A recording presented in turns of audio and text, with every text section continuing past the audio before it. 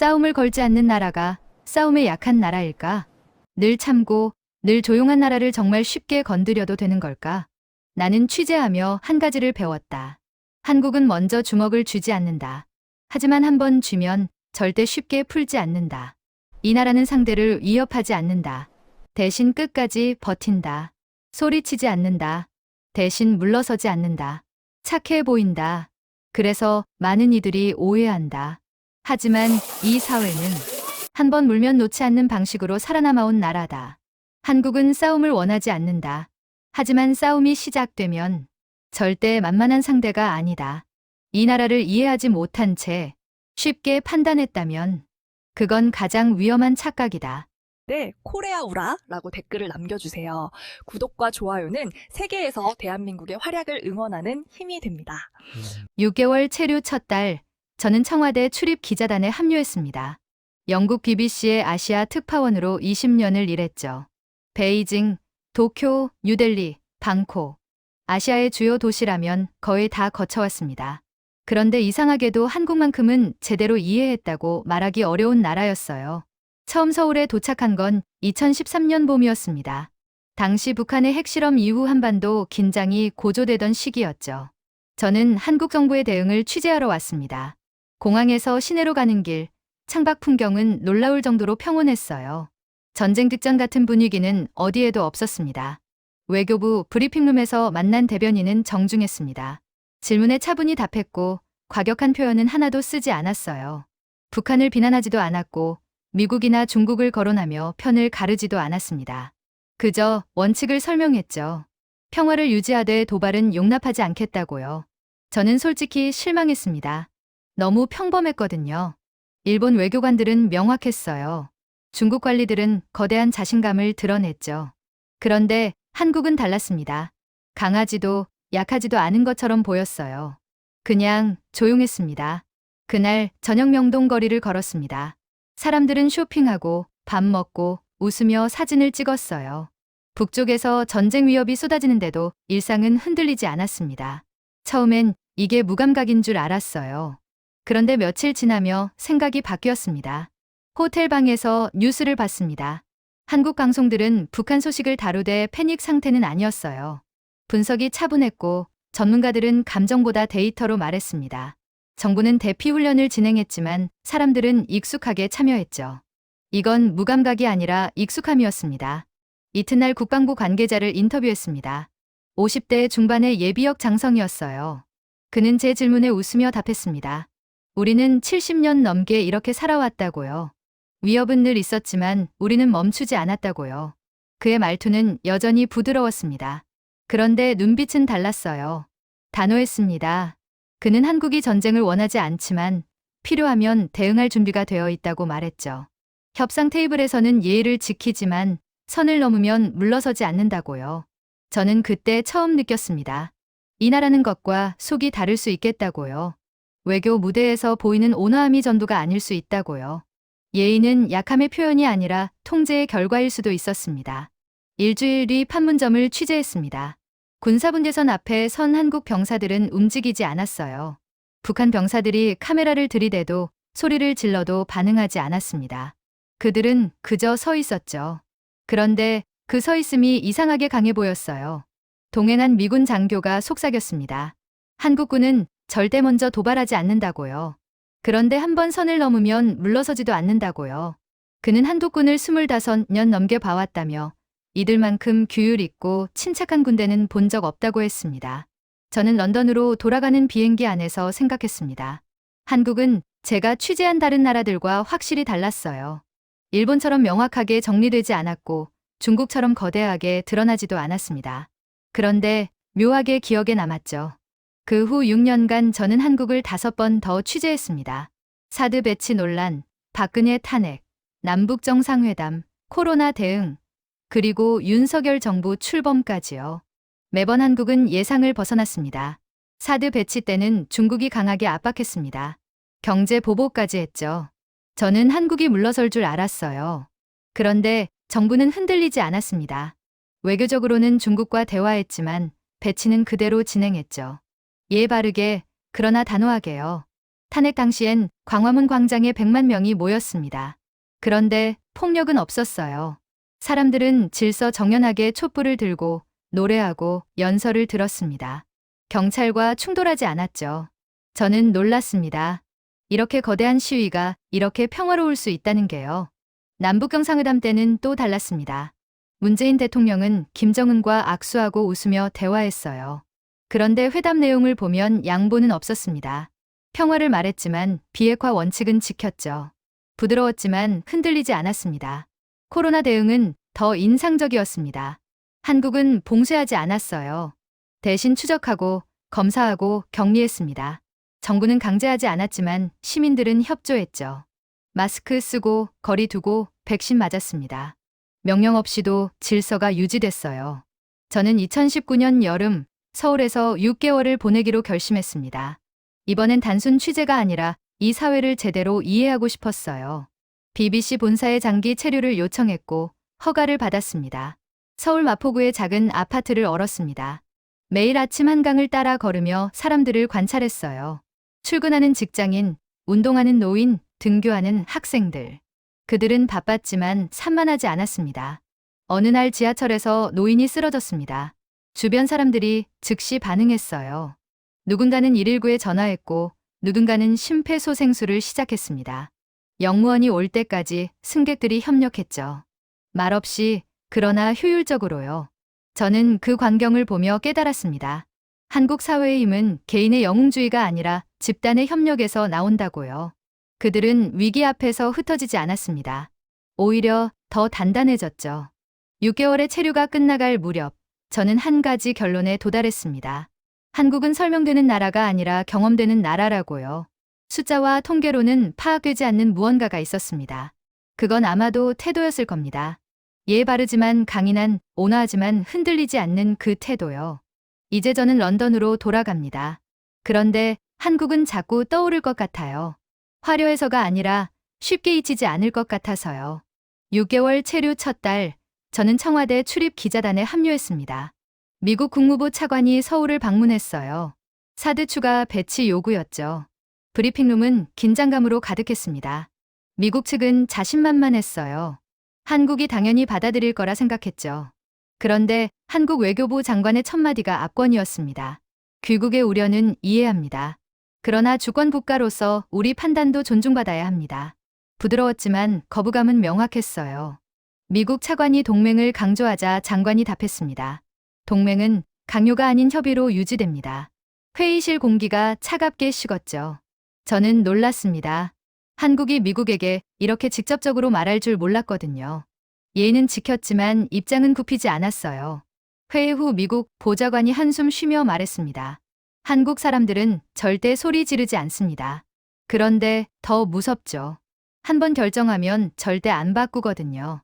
저녁에 10년 경력 한국 관료를 인터뷰했습니다. 50대 초반 여성이었어요. 우리는 약한 나라가 아닙니다. 다만 싸움을 먼저 거는 나라도 아니죠. 그녀가 말했습니다. 미국은 동맹이지만 주인이 아닙니다. 중국은 이웃이지만 상전이 아니죠. 우리는 모두와 협력하되 누구에게도 종속되지 않습니다. 이튿날 국회를 취재했습니다. 야당이 정부를 비판했어요. 외교가 약하다고요. 여당 의원이 데이터를 제시했습니다.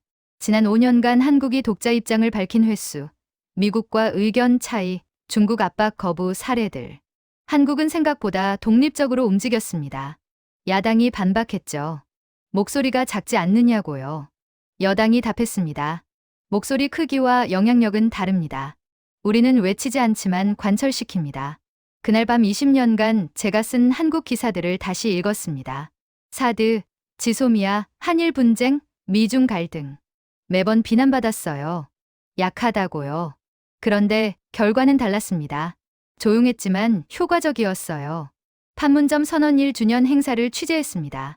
통일부 장관이 대화를 강조했지만 비핵화 원칙도 명확히 했죠.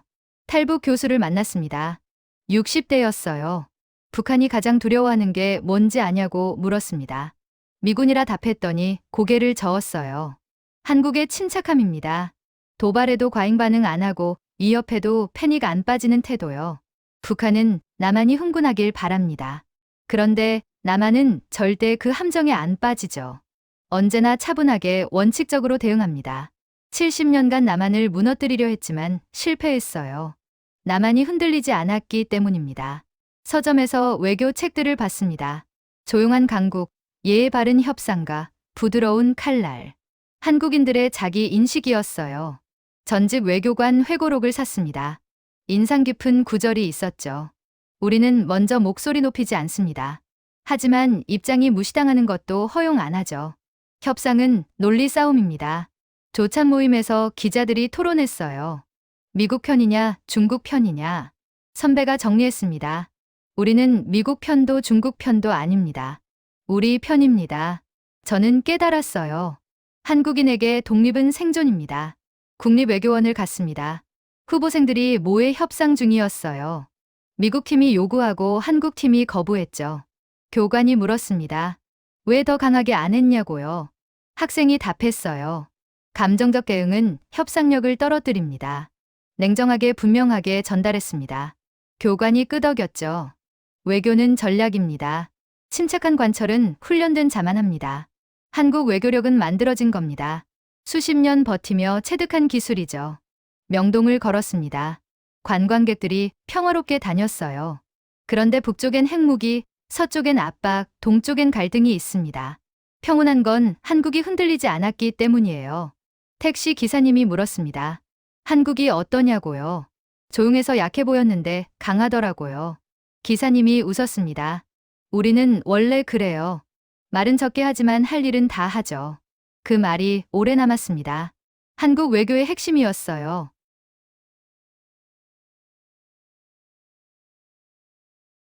외교부 취재를 마친 저는 다른 각도에서 한국을 보고 싶었습니다. 정부나 정치인이 아닌 평범한 시민들의 삶 속에서 이 나라의 본질을 찾고 싶었어요. 그래서 매일 아침 서울 거리를 걸었습니다. 첫 번째 발견은 지하철에서 시작됐습니다. 출근 시간 2호선 강남역. 베이징이나 도쿄 못지않게 붐볐어요. 그런데 분위기가 달랐습니다. 사람들은 빽빽하게 서 있었지만 밀치지 않았어요. 내릴 사람을 먼저 내보내고 그 다음에 탔습니다. 한 노인이 들어오자 20대 청년이 벌떡 일어났습니다. 말없이요. 노인도 말없이 앉았고 청년은 손잡이를 잡고 섰어요. 당연하다는 듯이요. 강남역에서 내려거리를 걸었습니다. 신호등 앞에서 사람들이 서 있었어요. 차가 한 대도 없는데도 빨간불이면 건너지 않았습니다. 런던이었다면 다들 건넜을 겁니다. 뉴델리였다면 신호 자체를 무시했을 거예요. 한 대학생에게 물었습니다. 차도 없는데 왜 기다리느냐고요. 그 학생이 이상하다는 표정으로 답했어요. 빨간불이니까요. 당연한 거 아니냐고요. 법이 내면화된 사회였습니다. 점심시간 회사원들이 쏟아져 나왔습니다. 식당마다 줄이 길었어요. 그런데 아무도 새치기 하지 않았습니다. 한 식당에 들어갔습니다. 점심 피크타임인데도 주문은 차분했어요. 직원들은 빠르게 움직였지만 서두르지 않았고 손님들은 기다렸지만 재촉하지 않았습니다. 밥을 먹고 나오는데 한 손님이 테이블을 닦고 있었습니다. 직원이 아니라 손님이요. 자기가 흘린 국물을 휴지로 닦고 쓰레기를 모아 정리했어요. 직원에게 물었습니다. 손님들이 항상 저러냐고요. 그가 고개를 끄덕였어요. 한국 사람들은 남에게 패 끼치는 걸 싫어한다고요. 저녁에는 광화문 광장으로 갔습니다. 주말이라 집회가 열리고 있었어요. 한쪽에서는 보수 단체가 다른 쪽에서는 진보 단체가 각자 주장을 외쳤습니다. 경찰이 중간에 서서 양측을 분리했죠. 그런데 놀라운 건 충돌이 없다는 거였습니다. 서로 반대편인데도 폭력은 없었어요. 큰 소리로 비난했지만 던지거나 때리진 않았습니다. 한 60대 시민이 다가왔습니다. 외국 기자시죠? 우리가 싸우는 것처럼 보이지만 사실 이것도 민주주의입니다. 서로 다른 목소리를 내되 폭력은 안 쓰는 거죠. 저는 물었습니다. 그게 가능한 이유가 뭐냐고요. 그가 답했습니다. 우리는 무질서가 어떤 결과를 낳는지 알아요. 전쟁, 쿠데타, 혼란. 다 겪어봤죠. 그래서 질서를 지키는 겁니다. 강요가 아니라 선택으로요. 다음날 송파구 어느 아파트 단지를 방문했습니다. 단지 입구부터 깔끔했어요. 쓰레기 하나 없었고 화단도 정돈되어 있었습니다. 경비원과 이야기를 나눴어요. 70대 초반이었습니다. 주민들이 어떠냐고 물었더니 대체로 괜찮다고 했어요. 분리수거 잘하고 소음 규칙 지키고 공동공간 깨끗이 쓴다고요. 놀이터에서 한 아이가 친구를 밀쳤습니다. 엄마가 즉시 달려가 아이를 다독이고 상대 아이에게 사과하게 했어요. 아이는 울면서도 미안하다고 말했습니다. 교육이 시작되는 순간이었어요. 잘못하면 사과하고 남에게 피해주지 않고 규칙을 지키는 것. 이런 게 어릴 때부터 몸에 배는 거였습니다. 저녁에는 여의도 한강공원으로 갔습니다. 자전거 타는 사람, 조깅하는 사람, 돗자리 깔고 앉은 사람들로 붐볐어요. 그런데 각자 공간을 지켰습니다. 자전거 도로, 보행자 도로, 휴식 공간이 구분돼 있었고 모두 그걸 따랐어요. 한 무리의 대학생들이 치킨을 먹고 있었습니다. 그런데 밤 10시가 되자 음악을 껐어요. 소음 시간이 끝났기 때문이라고요. 쓰레기도 다 챙겨서 가져갔습니다. 저는 그들에게 물었습니다. 왜 이렇게 규칙을 잘 지키느냐고요. 한 학생이 웃으며 답했어요. 안 지키면 다른 사람한테 피해잖아요. 우리도 다음에 또 올 건데 공원이 더러워지면 싫잖아요. 서울시청 환경과 담당 공무원과 인터뷰했어요. 그는 서울의 청결도가 어떻게 유지되는지 설명해줬습니다. 단속도 있지만 시민의식이 더 중요하다고요. 쓰레기 무단 투기 신고 건수가 매년 줄고 있다고 했습니다. 어떻게 그게 가능하냐고 물었더니 그가 답했습니다. 교육입니다. 어릴 때부터 배우죠. 학교에서, 가정에서, 사회에서. 내 것만 챙기는 게 아니라 공공의 것도 지키는 법을요. 저는 그날 저녁 생각했습니다. 한국의 힘은 정부나 대기업에만 있는 게 아니라고요. 거리에서, 지하철에서, 공원에서, 식당에서. 평범한 시민들이 지키는 작은 규칙들 속에 있다고요. 외교 테이블에서 보였던 한국의 침착함, 그건 우연이 아니었습니다. 일상에서 질서를 지키는 사람들이 국가 차원에서도 흔들리지 않는 거였어요. 개인의 자제력이 모여 사회의 안정이 되고 그게 국가의 힘이 되는 겁니다. 서울에서의 세 번째 달이 시작될 무렵 저는 예상치 못한 사건을 목격하게 됐습니다. 2019년 7월 23일 새벽 5시. 호텔 창밖으로 사이렌 소리가 들렸어요. 급히 텔레비전을 켰습니다. 속보가 떴어요. 경기도 화성시 한 화학공장에서 대형 폭발 사고가 발생했다고요. 사상자가 다수 발생했고 독성가스가 누출될 위험이 있다고 했습니다. 저는 즉시 카메라를 챙겨 현장으로 달려갔습니다. 현장에 도착하니 이미 소방차 수십 대가 와 있었습니다. 새벽인데도 불구하고 대응이 빨랐어요. 소방관들은 침착하게 움직였고 경찰은 통제선을 쳤습니다. 그런데 놀라운 건 주민들의 반응이었습니다. 인근 아파트 주민 수천 명이 긴급 대피했어요. 새벽이라 잠옷 차림인 사람도 많았습니다. 그런데 아무도 패닉 상태가 아니었어요. 질서정연하게 대피소로 이동했습니다. 한 초등학교 강당이 임시 대피소로 지정됐습니다. 저는 그곳으로 갔어요. 수백 명의 주민이 모여 있었지만 소란스럽지 않았습니다. 노인들은 의자에 앉았고 아이들은 부모 옆에 조용히 있었어요. 자원봉사자들이 나타났습니다. 새벽 6시도 안 됐는데 벌써 물과 담요를 가져온 거예요. 누가 요청한 것도 아닌데 스스로 온 사람들이었습니다. 근처 편의점 주인은 생수와 빵을 기부했고 식당 주인은 김밥을 만들어 왔어요. 저는 한 자원봉사자에게 물었습니다. 어떻게 이렇게 빨리 왔느냐고요. 40대 중반의 남성이었어요. 그가 답했습니다. 뉴스 보고 바로 왔습니다. 우리 동네에서 일어난 일인데 가만히 있을 수 없죠. 다른 자원봉사자가 거들었습니다. 세월호 때 배웠어요. 기다리지 말고 움직이라고요. 정부가 다 해줄 거라 믿지 말고 우리가 할 수 있는 걸 하라고요. 오전 9시쯤 화재가 진압됐다는 소식이 들렸습니다. 사상자는 15명. 불행 중 다행으로 독성 가스 누출은 막았다고 했습니다. 주민들 사이에서 안도의 한숨이 나왔어요. 그런데 아무도 바로 떠나지 않았습니다. 안전 확인이 될 때까지 기다린다고요. 주민들은 불평 없이 기다렸습니다. 저는 대피소를 돌아다니며 사람들을 인터뷰했습니다. 한 할머니는 6.25 전쟁 때 피난 갔던 기억을 떠올렸어요. 그때는 정말 무서웠다고 그런데 지금은 정부를 믿을 수 있다고 했습니다. 젊은 엄마는 아이 둘을 데리고 있었습니다. 무섭지 않으냐고 물었더니 답했어요. 무섭죠. 근데 어쩌겠어요. 참아야죠. 점심때가 되자 더 많은 자원봉사자가 왔습니다. 인근 식당에서 도시락을 만들어 왔어요. 무료였습니다. 주민들이 줄을 서서 받았고 감사하다고 인사했습니다. 오후 2시쯤 안전 확인이 끝났다는 방송이 나왔습니다. 귀가해도 된다고요. 주민들이 일어났어요. 그런데 떠나기 전에 자기가 쓴 자리를 정리했습니다. 담요를 개고 쓰레기를 모으고 의자를 제자리에 놓았어요. 학교 선생님이 감격했습니다. 수백 명이 몇 시간 있었는데 쓰레기가 거의 없다고요. 화장실도 깨끗하게 쓰고 갔다고요. 평소에 학생들한테 가르치는 게 헛되지 않았다며 눈시울을 붉혔습니다. 저는 현장으로 돌아갔습니다. 폭발이 일어난 공장 앞에 희생자 추모 공간이 만들어졌어요. 시민들이 꽃을 놓고 추모 메시지를 남겼습니다. 한 메시지가 눈에 들어왔어요. 당신들의 희생을 잊지 않겠습니다. 더 안전한 사회를 만들겠습니다. 일주일 후 화성시청 앞에서 추모 집회가 열렸습니다. 수천 명이 모였어요. 촛불을 들고 희생자를 애도하고 재발 방지를 요구했습니다. 그런데 질서정연했어요. 경찰과 충돌하지 않았고 기물을 파손하지도 않았습니다. 한 유족이 단상에 올라 말했습니다. 남편을 잃었다고 아이 아빠를 잃었다고 울었어요. 그런데 마지막에 이렇게 말했습니다. 우리 남편이 마지막 희생자가 되길 바랍니다. 더 이상 이런 일이 없도록 우리 모두 감시합시다. 박수가 터졌습니다. 사람들이 울면서 박수쳤어요. 저도 모르게 눈물이 났습니다. 이건 단순한 추모가 아니었어요. 다짐이었습니다. 비극을 교훈으로 바꾸겠다는 집단적 결의였습니다.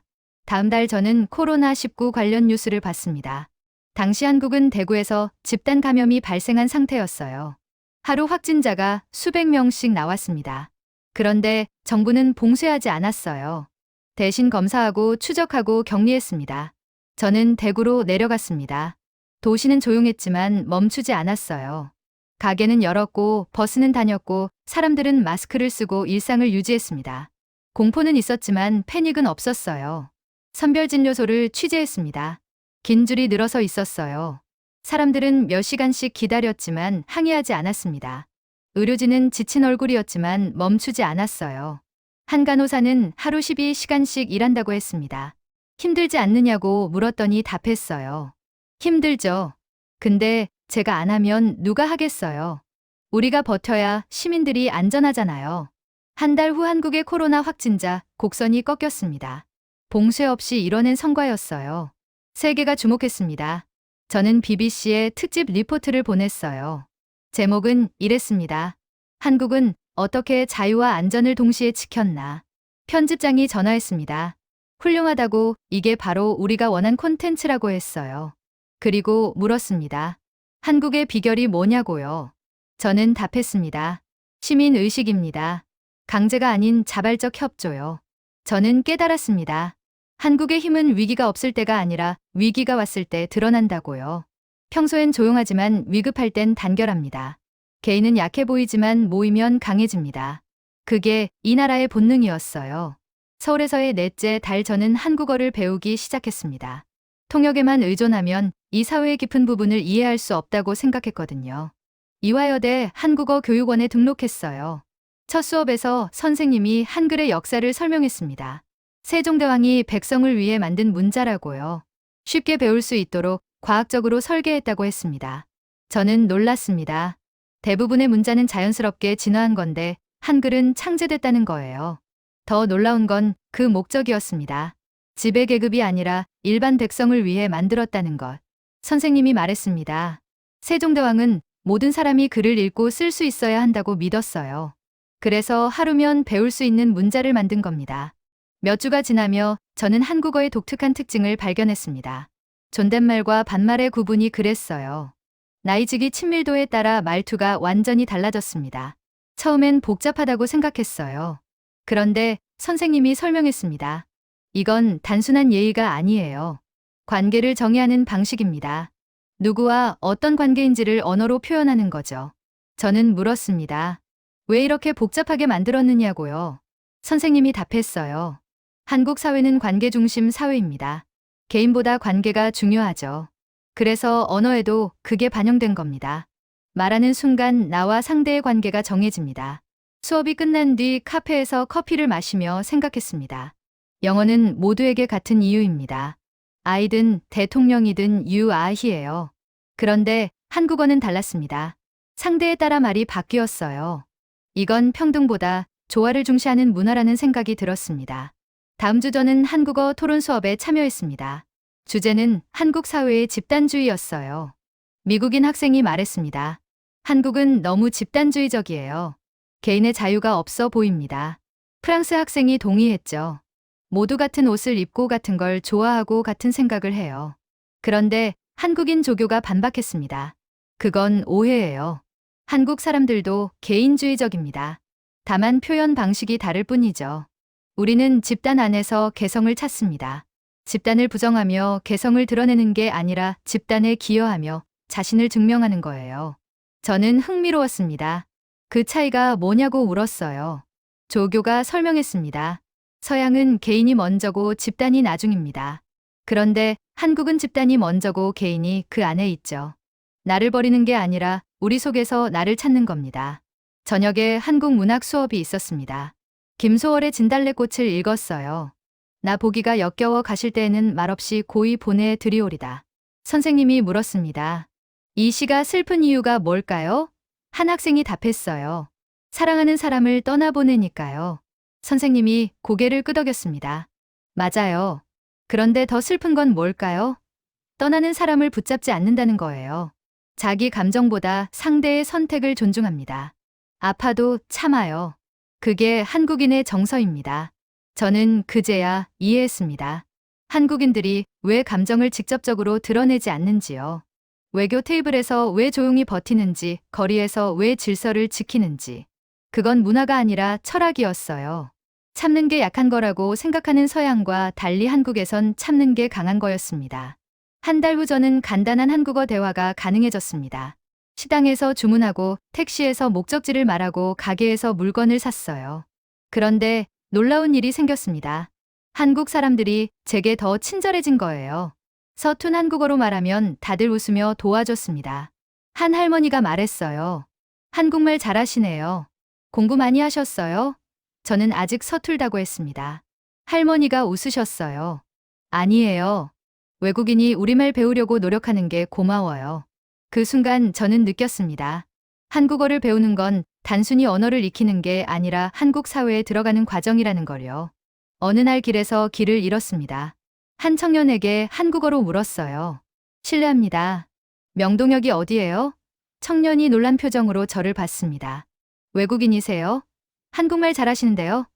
제가 아직 배우는 중이라고 하자 청년이 웃으며 길을 안내해줬어요. 명동역까지 직접 데려다 주면서 한국 생활은 어떠냐고, 한국은 재미있냐고 물었습니다. 저는 답했습니다. 한국은 처음엔 조용해 보였는데 알수록 깊은 나라예요. 청년이 웃었습니다. 맞아요. 우리는 겉으로 드러내는 걸 좋아하지 않아요. 하지만 속은 뜨겁죠. 그날 저녁 저는 생각했습니다. 한국어를 배우며 한국 사회를 이해하게 됐다고요. 언어는 단순한 도구가 아니라 사고방식이었어요. 한국인들이 왜 그렇게 행동하는지, 왜 그렇게 반응하는지. 언어 속에 답이 있었습니다. 존댓말은 예의가 아니라 질서였고, 참는 건 약함이 아니라 강함이었으며, 우리는 개인을 부정하는 게 아니라 개인을 포함하는 개념이었습니다. 한국어를 배우며 저는 한국 사회의 철학을 배운 겁니다. 서울에서의 5째 달 저는 한국인들이 역사를 대하는 방식에 관심을 갖게 됐습니다. 광화문 광장을 지날 때마다 보이는 세종대왕 동상, 이순신 장군 동상. 도심 한가운데 역사적 인물들이 서 있었어요. 우연이 아니라는 생각이 들었습니다. 서대문 형무소 역사관을 방문했습니다. 일제강점기 독립운동가들이 수감됐던 곳이죠. 전시실을 둘러보는데 가슴이 먹먹해졌어요. 고문 도구, 독방, 처형장. 역사의 아픔이 고스란히 남아 있었습니다. 그런데 놀라운 건 방문객들의 태도였어요. 한 중학생 무리가 선생님과 함께 왔습니다. 아이들은 장난치지 않았어요. 조용히 전시물을 보고 선생님 설명을 들었습니다. 한 여학생이 독립운동가 사진 앞에서 울고 있었어요. 옆 친구가 어깨를 토닥였습니다. 선생님이 말했어요. 우리가 지금 이렇게 자유롭게 살 수 있는 건 이분들 덕분입니다. 절대 잊으면 안 돼요. 저는 가이드에게 물었습니다. 학생들이 자주 오느냐고요. 그가 고개를 끄덕였어요. 거의 매일 옵니다. 수학여행 필수 코스예요. 아이들이 역사를 배우고 독립운동가들을 기억하게 하는 거죠. 어릴 때부터 이런 교육을 받으면 나라를 소중히 여기게 됩니다. 다음 주 저는 전쟁기념관을 찾았습니다. 6.25 전쟁부터 베트남 전쟁까지 한국이 겪은 전쟁의 역사가 전시돼 있었어요. 전사자 명단이 벽 가득 새겨져 있었습니다. 수만 명의 이름이요. 한 노인이 벽 앞에 서서 한 이름을 쓰다듬고 있었어요. 눈물을 흘리며요. 저는 조심스럽게 다가가 물었습니다. 아는 분이시냐고요. 노인이 고개를 끄덕였어요. 전우입니다. 6.25 때 함께 싸웠죠. 얘는 살아남았는데 이 친구는 못 돌아왔어요. 매년 이맘때면 여기 와서 인사합니다. 잊지 않았다고, 아직 기억한다고요. 전쟁기념관을 나오며 저는 생각했습니다. 한국인들은 역사를 박물관에만 가두지 않는다고요. 살아있는 기억으로 유지한다고요. 그게 이 나라가 강한 이유일 거라고요. 과거를 잊지 않으니 같은 실수를 반복하지 않는 겁니다. 안중근 의사 기념관도 방문했습니다. 이토 히로부미를 저격한 독립운동가죠. 전시실에는 안 의사의 유목이 있었어요. 위국 헌신 군인 본분. 나라를 위해 몸 바치는 것이 군인의 본분이라는 뜻이라고 했습니다. 한 대학생이 그 앞에 서서 오래 바라봤어요. 저는 그 학생에게 물었습니다. 무슨 생각을 하느냐고요. 학생이 답했어요. 저 시대에 태어났으면 저도 저렇게 할 수 있었을까 생각해요. 나라를 위해 목숨을 바칠 수 있었을까. 저는 솔직히 자신이 없어요. 그런데 안중근 의사는 30살에 그걸 했잖아요. 저는 물었습니다. 그럼 지금은 어떻게 하고 싶으냐고요. 학생이 잠시 생각하더니 답했어요.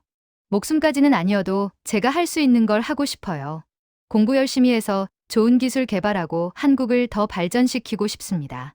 그게 제 방식의 나라 사랑이 될 것 같아요. 저는 감동했습니다. 역사 교육이 단순한 암기가 아니라 현재의 행동으로 이어지는 거였어요. 과거의 희생이 현재의 책임감으로 바뀌는 겁니다. 다음 달 저는 경복궁을 다시 찾았습니다. 이번엔 문화해설사와 함께였어요. 그가 설명했습니다. 경복궁은 5번 불탔어요. 임진왜란 때 한 번 일제강점기에 또 훼손됐죠. 그런데 매번 복원했습니다. 왜 그렇게 집요하게 복원하느냐고 물었습니다. 해설사가 답했어요. 이건 단순한 건물이 아니에요. 우리의 정체성입니다. 빼앗겼던 걸 되찾는 거죠. 복원할 때마다 우리는 다시 태어납니다.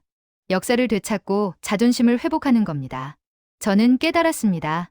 한국인들에게 역사는 과거가 아니라 현재라는 걸요. 그들은 역사를 살아있는 교훈으로 삼았습니다. 잊지 않고 기억하고 그 기억을 힘으로 바꿨어요. 광화문에 세종대왕과 이순신 장군이 서 있는 이유를 이제 알 것 같았습니다. 그건 단순한 동상이 아니었어요.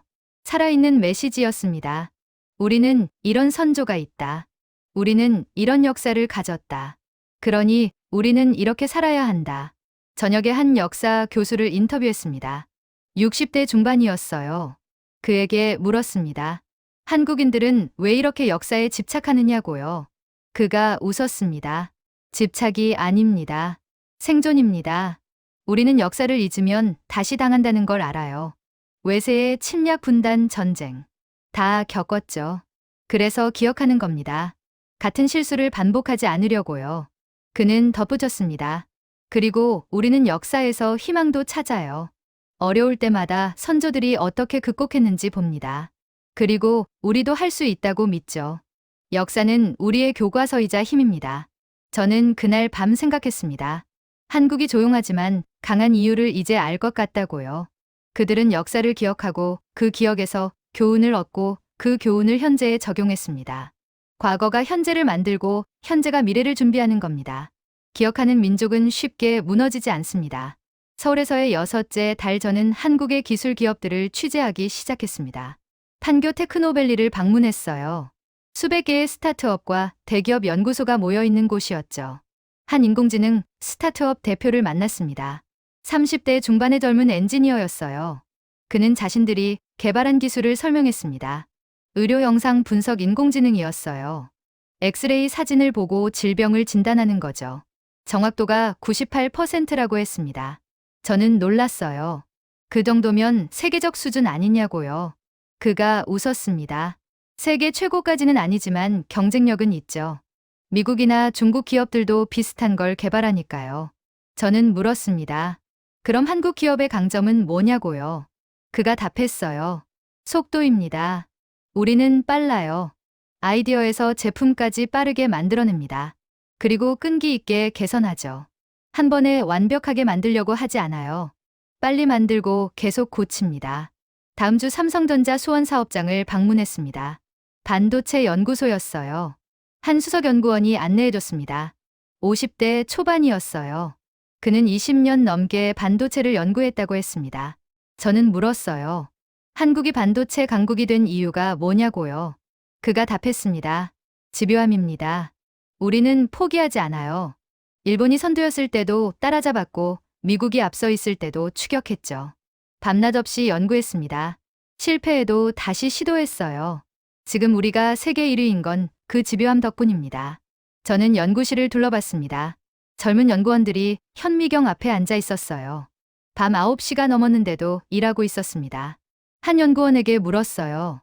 왜 이렇게 늦게까지 일하느냐고요. 그가 답했습니다. 경쟁이 치열해요. 하루라도 늦으면 뒤처집니다. 그래서 열심히 하는 겁니다. 다음 날 네이버 본사를 방문했습니다. 검색 포털에서 시작해 인공지능 플랫폼으로 진화한 회사였죠. 한 프로덕트 매니저가 설명했어요. 네이버가 성공한 이유는 현지화라고요. 구글처럼 전 세계를 대상으로 하지 않았어요. 한국 사용자에게 최적화했죠. 저는 물었습니다. 그게 왜 중요하냐고요. 그가 답했어요. 글로벌 기업들은 모든 나라에 같은 서비스를 제공합니다. 그런데 우리는 달라요. 한국 사람들이 원하는 걸 정확히 파악하고 만들어요. 지도 검색 쇼핑. 한국 환경에 딱 맞게요. 그래서 구글도 한국에선 우리를 못 이겨요. 카카오톡도 마찬가지였습니다. 단순한 메신저가 아니라 생활 플랫폼으로 진화했어요. 택시, 호출, 송금, 쇼핑까지 다 됐죠. 한 카카오 개발자가 말했습니다. 우리는 사용자가 뭘 불편해하는지 계속 관찰해요. 그리고 빠르게 기능을 추가하죠. 작은 불편도 놓치지 않습니다. 저는 깨달았습니다. 한국 기업들의 강점은 화려한 기술이 아니라 섬세한 관찰과 빠른 실행이라는 걸요. 사용자를 이해하고 그들이 원하는 걸 빠르게 만드는 능력. 그게 경쟁력이었습니다. 한 벤처 캐피털 투자자를 만났습니다. 60대 초반이었어요. 그는 30년간 한국 스타트업에 투자해왔다고 했습니다. 저는 물었어요. 한국 창업가들의 특징이 뭐냐고요. 그가 답했습니다. 생존 본능입니다. 한국은 시장이 작아요. 경쟁은 치열하고요. 그래서 창업가들이 악착같이 살아남으려 해요. 그는 예를 들었습니다. 미국 창업가들은 크게 생각해요. 세계를 바꾸겠다고 하죠. 그런데 한국 창업가들은 달라요. 일단 살아남는 게 먼저예요. 수익 모델을 빨리 찾고 고객을 확보하고 투자를 받아요. 이상보다 현실이 앞서는 겁니다. 저는 물었습니다. 그게 약점 아니냐고요. 그가 고개를 저었어요. 오히려 강점입니다. 생존 본능이 있는 창업가는 쉽게 포기하지 않아요. 어려워도 방법을 찾죠. 그래서 한국 스타트업 생존율이 높습니다. 어느 날 코엑스에서 열린 스타트업 박람회를 갔습니다. 수백 개의 부스가 있었어요. 20대 청년들이 자신들의 아이디어를 설명하고 있었습니다. 한 대학생팀이 눈에 띄었어요. 노인을 위한 스마트 약통을 만들었다고 했습니다. 저는 물었습니다. 왜 이걸 만들었느냐고요. 한 학생이 답했어요. 할머니가 약을 자주 잊어버리셔서요. 그래서 알람이 울리는 약통을 만들었어요. 간단하지만 필요한 거죠. 실제로 할머니가 쓰시니까 약을 안 잊으세요. 작은 아이디어였지만 진심이 담겨 있었습니다. 저는 생각했어요. 한국의 혁신은 화려하지 않다고요. 조용하고 실용적이라고요. 세상을 바꾸겠다는 거창한 목표보다 눈앞의 문제를 해결하는 데 집중한다고요. 그리고 그게 진짜 혁신일 수 있다고요. 저는 그날 밤 리포트를 작성했습니다. 제목은 이랬습니다. 한국의 조용한 혁신. 화려하지 않지만 끈질기고 빠르고 실용적인 기술 개발. 그게 한국이 살아남은 방식이었습니다. 6개월이 지났습니다. 이제 저는 런던으로 돌아갈 시간이었어요. 마지막 주 저는 그동안 만났던 사람들을 다시 찾아갔습니다. 외교부 관료 지하철에서 만난 할머니 대피소에서 봤던 자원봉사자 한국어 선생님 역사관 해설사 스타트업 대표. 그들에게 마지막 인사를 하고 싶었습니다. 외교부 관료를 다시 만났습니다. 그는 여전히 바빴어요. 저는 물었습니다. 6개월 전 제게 했던 말 기억하느냐고요. 우리는 누구에게도 종속되지 않는다고 했던 거요. 그가 웃었습니다. 기억하죠. 여전히 그렇게 생각해요. 한국은 작은 나라지만 당당합니다. 예 바르지만 굽히지 않아요. 저는 물었습니다. 그 힘은 어디서 나오냐고요. 그가 잠시 생각하더니 답했어요. 시민들입니다. 정부가 아무리 강해도 국민이 흔들리면 나라가 무너져요. 그런데 한국 국민은 위기 때마다 단결했죠. 그게 우리 힘입니다. 지하철에서 만났던 할머니를 다시 봤습니다. 우연히 같은 역에서 마주쳤어요.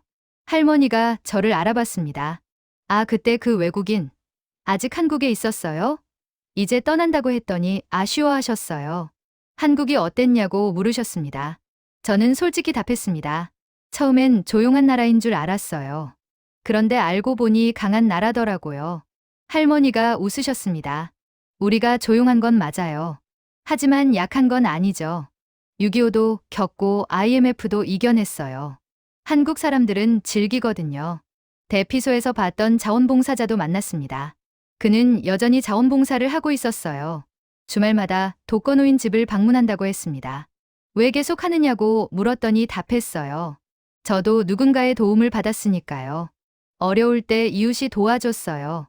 그래서 이제 제가 돕는 겁니다. 한국어 선생님을 찾아갔습니다. 그는 제 한국어 실력이 늘었다며 기뻐했어요. 저는 감사하다고 말했습니다. 선생님 덕분에 한국을 이해하게 됐다고요. 선생님이 말했어요.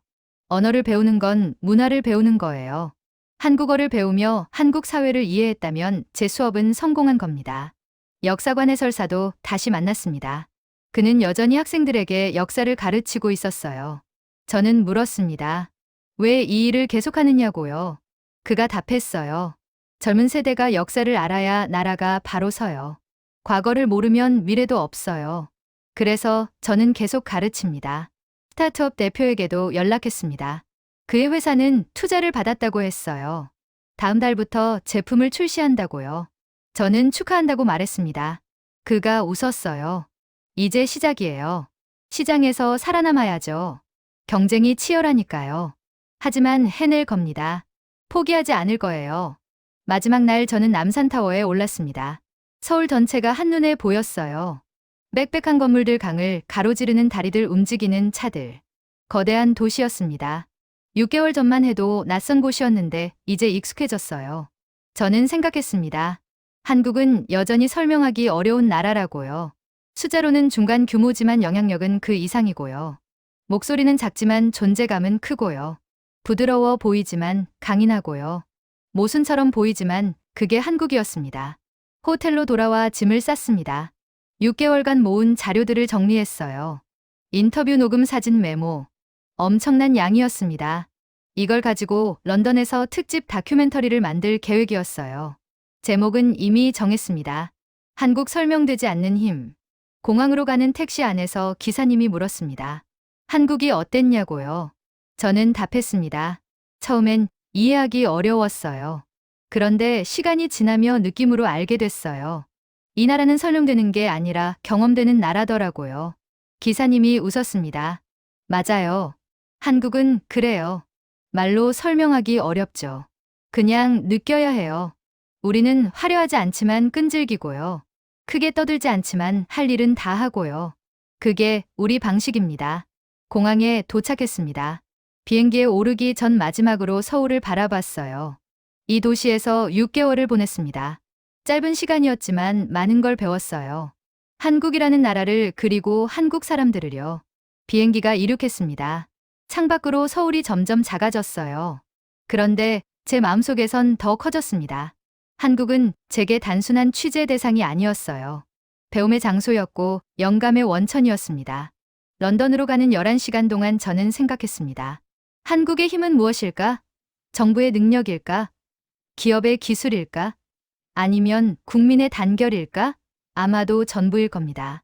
그리고 그 이상이요. 한국은 설명되지 않습니다. 숫자와 통계로 파악되지 않아요. 그런데 분명히 존재합니다. 조용하지만 강하고, 부드러워 보이지만 단단하고, 작아 보이지만 거대한 나라. 그게 제가 경험한 한국입니다. 런던 히드로 공항에 도착했습니다. 영국으로 돌아왔어요. 그런데 제 마음 한편엔 여전히 한국이 남아 있었습니다. 광화문의 촛불 한강의 산책로, 지하철의 질서, 대피소의 협력. 그 모든 장면이 생생했습니다. 저는 이제 압니다. 한국이 왜 기억에 남는지를요. 화려해서가 아니라 진정성이 있어서요. 크게 떠들지 않지만 묵묵히 해내는 모습이 인상적이어서요. 설명은 안 되지만 느껴지는 힘이 있어서요. 한국 여러분 감사했습니다. 6개월간 저를 받아주고 가르쳐주고 이해하게 해주셔서요. 저는 런던으로 돌아가지만 한국은 영원히 제 마음에 남을 겁니다. 조용하지만 강한 그 나라로요.